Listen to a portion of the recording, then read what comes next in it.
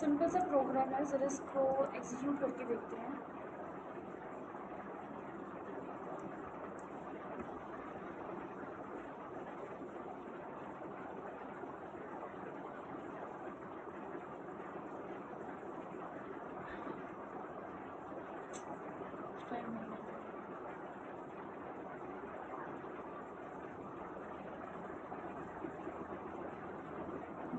Problem है इसको comment चलाते हैं इसको।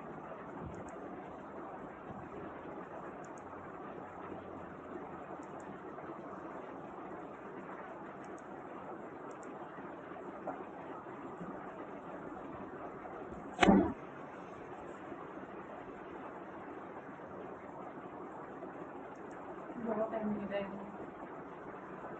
हमारे सिस्टम में तो नहीं इतना टाइम लेता। इसको तो मैंने कमेंट कर दिया हुआ है, कमेंट कर दिया सारा। टाइम बड़ा लेता है इसका, नया लैपटॉप लेने वाला होगा। चलिए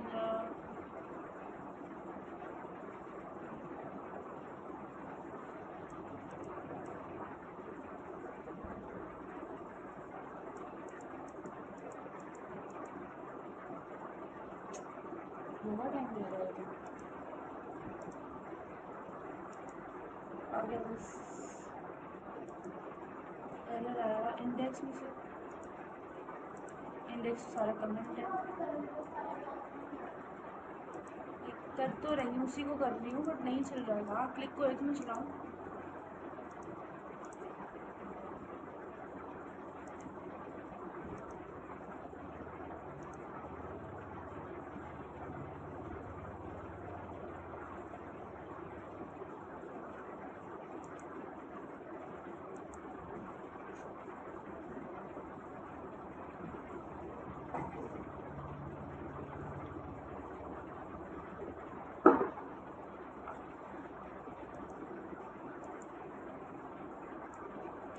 मेरा रिजल्ट 0 1 2 3 ये रिजल्ट मिला।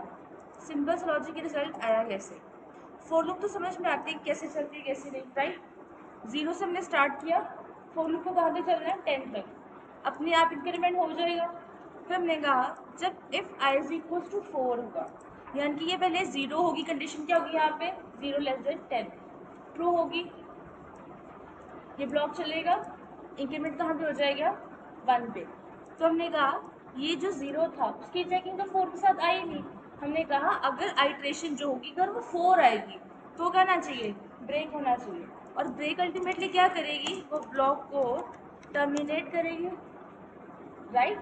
तो जब यहाँ पे एक कंडीशन तो ऐसे आएगी कि जब आई की जो वैल्यू थी वो कितनी हो जाएगी? 4 हो जाएगी। तो यहाँ पे क्या चेक होगा इस कंडीशन पे कि अगर आई की जो वैल्यू है अगर वो 4 है तो यहाँ से पहले क्या कर दो? ब्लॉक को टर्मिनेट कर दो। तो फिर ये वाली स्टेटमेंट तो कभी एग्जीक्यूट होगी नहीं। अभी तक क्या हो रहा था? जब 0 था तो ये कंडीशन नहीं चली, तो ये स्टेटमेंट प्रिंट हो रही थी। फिर जब 1 हुआ तब भी ये ब्लॉक नहीं चला और ये स्टेटमेंट प्रिंट हो रही थी। होता है ना कि अगर इफ की कंडीशन फॉल्स हो तो नेक्स्ट स्टेटमेंट चलती है, वही चीज़ करी है। द मोमेंट यहाँ पे 4 आ गया, अब उसने क्या किया? ब्लॉक को टर्मिनेट कर दिया। अगर हम इसी को कमेंट करके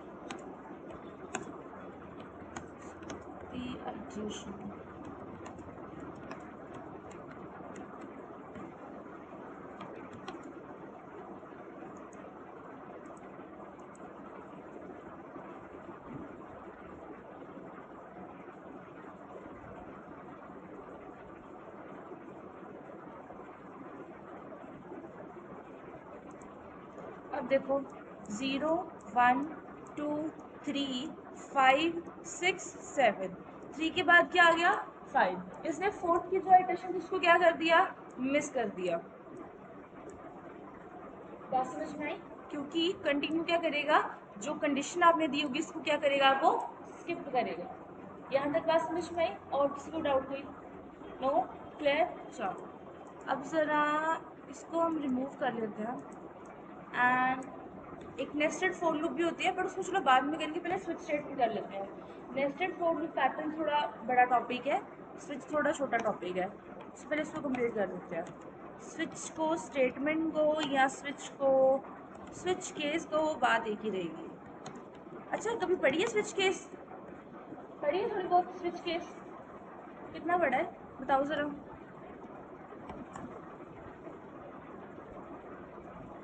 कितना जानते हो?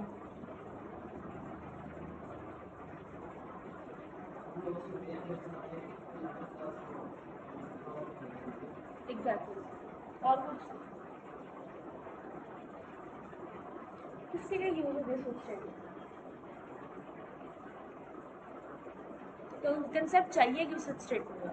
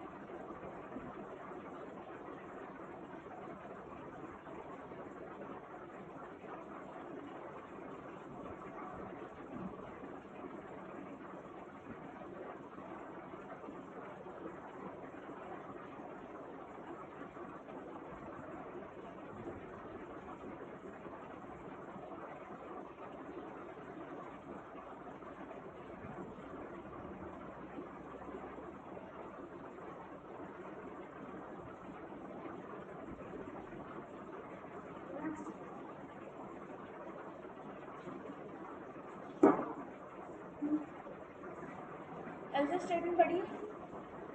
एल्स स्टेटमेंट उसी की रिप्लेसमेंट है। बस समझ में? देखो, स्विच केस का मतलब क्या होता है? Switching between cases.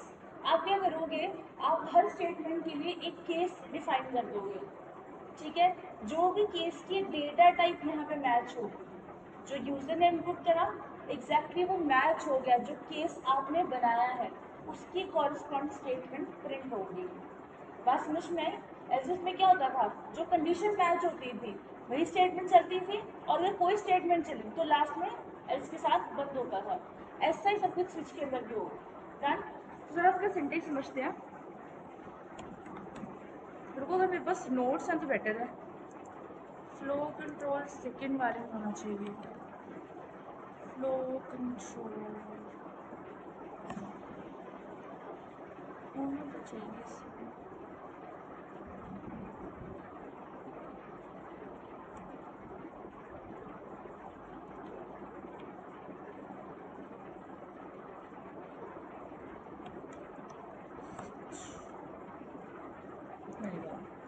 ये मिल गया वे switch statement which is basically a multi way branching statement. अगर आप प्रोग्रामिंग के अंदर स्विच स्टेटमेंट की बात करो देन इन कैटेगराइजेशन, क्योंकि स्विच स्टेटमेंट एक कैटेगराइजेशन के अंदर आती है। देखो, आपने पढ़ा फ्लो कंट्रोल, समझ में आ गया? उसके अंदर आपने पहली कैटेगराइजेशन क्या पढ़ी? DMs, decision making statement. Second आपने चीज़ क्या पढ़ी? Iterations, looping statement. थर्ड आपने क्या चीज़ पढ़ी? Jumping statement. Now the fourth is multi way branching statement. उसके अंदर एक ही स्टेटमेंट होती है, that is the switch statement. Multi way जिसके अंदर बहुत सारे केसेस डिफाइन होते हैं। Then get a switch statement in Java is used to select one of the many code blocks to be executed, and the value of the expression in the switch case in Java is compared with the value of each case. जो आपने input करा वो हर case के साथ match होता है। जैसे if के अंदर होता था, यूजर ने क्या किया? अपनी वैल्यूज दे दी। अब मान लो मैच यहाँ पे हो रहा है ए ग्रेटर देन बी, तो वो केस मैच हुआ, वरना क्या होगा? B greater than C. Last में क्या होगा? सी ग्रेटर देन ए या फिर C greater than D, both से। और अगर कुछ भी नहीं चला, अल्टीमेटली व्हाट? नथिंग। बात समझ में आई? तो यहाँ पे मल्टीपल कंडीशन चेक होते हैं, यहाँ पे मल्टीपल केसेस चेक होंगे। एंड नेक्स्ट कहते हैं there is a match the associated block of code is executed and switch case in Java is a fall through which means it execute all the cases after the first match if a break statement is not encountered. तो यहाँ पे बड़ी चीज़ें लगेगी। सबसे पहले इसका syntax क्या होगा? Switch. Switch is a keyword है, उसके अंदर एक एक्सप्रेशन होगा, आप चाहो तो वेरिएबल भी पास करवा सकते हो। देखो, स्विच एक ऐसी स्टेटमेंट है जिसके अंदर आपको एडवांटेज मिल रहा है कि ज़रूरी नहीं है कि आपको एक एक्सप्रेशन ही पास करवाना है जहाँ पे बोल रिजल्ट मिल रहा हो। एक्सप्रेशन में क्या होता है, बोल रिजल्ट मिलता है ना। एक्सप्रेशन कैसे बनते हैं, बोलो जरा। हाँ, सिंबल के साथ। और इसमें ऑपरेटर कौन से यूज़ कर सकते हो,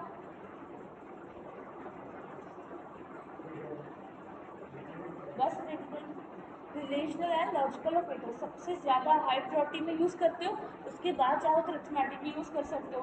देखो आपका सिंपल सा फॉर्मूला क्या करते हो, नंबर को डिवाइड करने के लिए नंबर डिविजिबल बाय 2 इक्वालिटी क्या 0। अब इसके अंदर एक्सप्रेशन कैसे फॉर्म बने, आपने एन का यूज़ किया, दिस इज अ वेरिएबल। आपने ऑपरेटर का यूज़ किया, आपने डिजिट का यूज़ किया। ऑपरेटर कौन से, दो तरीके के, एक अरिथमेटिक वाला और एक दूसरा कंपैरिजन वाला। बात समझ में। सो इन चीज़ों को कंबाइन करके फिर आप एक एक्सप्रेशन की फॉर्म में रिजल्ट देते हो। लेकिन स्विच के अंदर ऐसा इंपॉर्टेंट नहीं है। स्विच कहता है अगर आप वेरिएबल में पास कराओगे तो भी आपका काम हो जाएगा। एंड यहाँ भी क्या होगा, केस होगा। केस एक्स भी हो सकता है, वाई भी हो सकता है, जी भी हो सकता है। कोड ब्लॉक होगा और उसके बाद क्या लगेगी, एक ब्रेक स्टेटमेंट। अब ये ऑप्शनल तो सिर्फ लिखा है, बट आपको ऑप्शनल नहीं लिखना, आपने समझा कि मैंडेटरी है। कैसे होगा उसका यूज़ भी देखेंगे। और लास्ट ये कैसे बंद होगा, डिफ़ॉल्ट केस से। अब डिफ़ॉल्ट यहाँ पे एक बिल्कुल ऑप्शनल है। अगर आप चाहो तो डिफ़ॉल्ट केस लिख सकते हो, नहीं लिखना चाहते तो मत लिखो, लेकिन नाम से क्लियर होगा डिफ़ॉल्ट। अगर एक भी केस मैच नहीं हुआ तो जो डिफ़ॉल्ट केस में लिखा होगा वही चलेगा। बात समझ में आई। Then some important points to remember. कहते हैं no variables this case value in switch statement must be literal और constant, also it must be of same type as a switch expression. यानी कि जो आप यहाँ पे इन केसेस के अंदर दे रहे हो, इन एक्सप्रेशंस के अंदर दे रहे हो, बड़ा ही इंपॉर्टेंट है कि उसकी टाइप मैच करें। देखो जब आप इंटीजर दे रहे हो, मतलब आपने कहा कि इंटीजर नंबर इनपुट करो, यूजर एक स्ट्रिंग वैल्यू दे देगा, कैरेक्टर वैल्यू देगा, तो वो नहीं ना एक्सेप्ट होने वाला। यही चीज़ इसका मतलब है पहली लाइन का। सेकेंड इसके अंदर क्या है, no duplicates. No two cases in a switch statement should be of the same value, otherwise compilation error is thrown. देखो केसेस बनाने का मतलब क्या है, डिफरेंट केसेस हो। अगर सेम केसेस हो जाएगा उसका कोई फायदा नहीं होगा। क्लियर हुआ सबको। And third it would be allowed types. The Java with switch expression must be of integer, long, byte, short, enums and string type.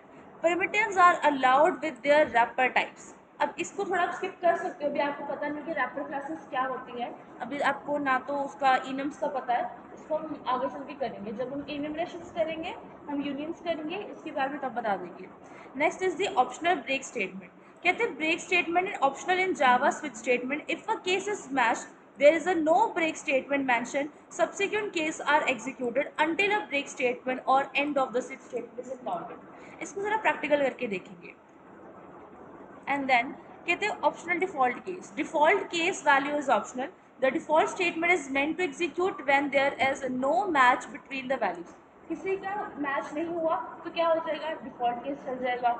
Then of the variable and the cases, it can be placed anywhere in switch block according to the required result, जो भी आप चाहो। बस नीचे यहाँ पे उसका एक फ्लो कंट्रोल दे दिया हुआ है कि सबसे पहले स्टार्ट होगा, फिर स्टेटमेंट होगी। अगर केस 1 चलेगा, स्टेटमेंट मैच हुई तो ब्रेक हो जाएगा, जैसे ब्रेक होगा एंड हो जाएगा। ये तो नहीं चाहते कि बाद की स्टेटमेंट भी चले, ऐसा तो नहीं होना चाहिए। देन अगर केस 1 नहीं चला तो केस 2 पे आएगा, केस 2 चला तो सेम प्रोसेस, नहीं चला तो केस 3 एंड सो ऑन। अगर एक भी केस नहीं चला तो क्या होगा, डिफॉल्ट स्टेटमेंट चलेगी, उसकी स्टेटमेंट मैच होएगी, ब्रेक होगा और लास्ट में चल जाएगा। जहाँ भी आपने डिफॉल्ट केस लिखा होगा जो कि अल्टीमेटली लास्ट स्टेटमेंट होगी, वहाँ पे चाहो तो आप ब्रेक स्टेटमेंट को स्किप कर सकते हो, वहाँ पे जरूरत भी नहीं होगी। इसी को सेम प्रिंट करा लेते हैं।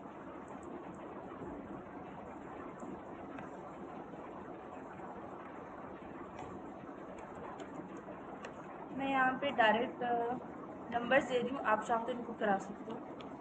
स्विच स्टेटमेंट के अंदर मैंने पास कराया डे, फिर मैंने कराया केस मैच।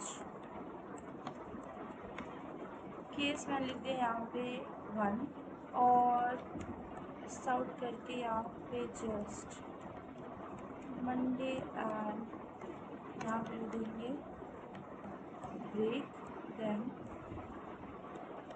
केस 2 एंड इस आउट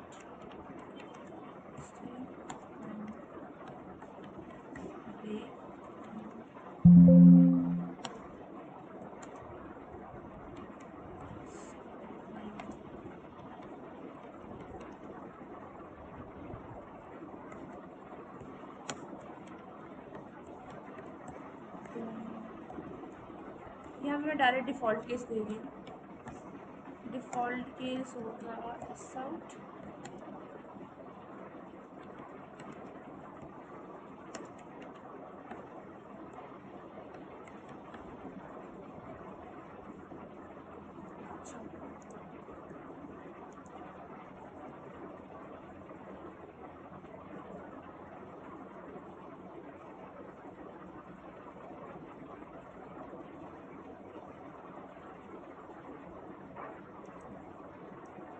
बात समझ में आई?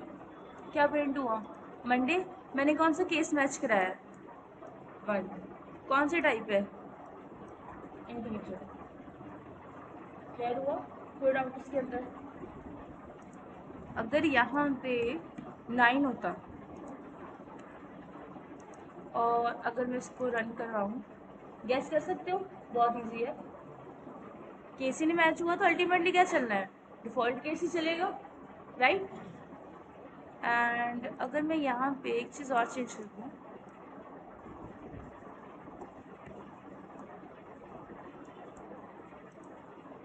संडे यहाँ पे प्रिंट हो गया और मैं कहीं पे भी ब्रेक स्टेटमेंट नहीं लगा रही।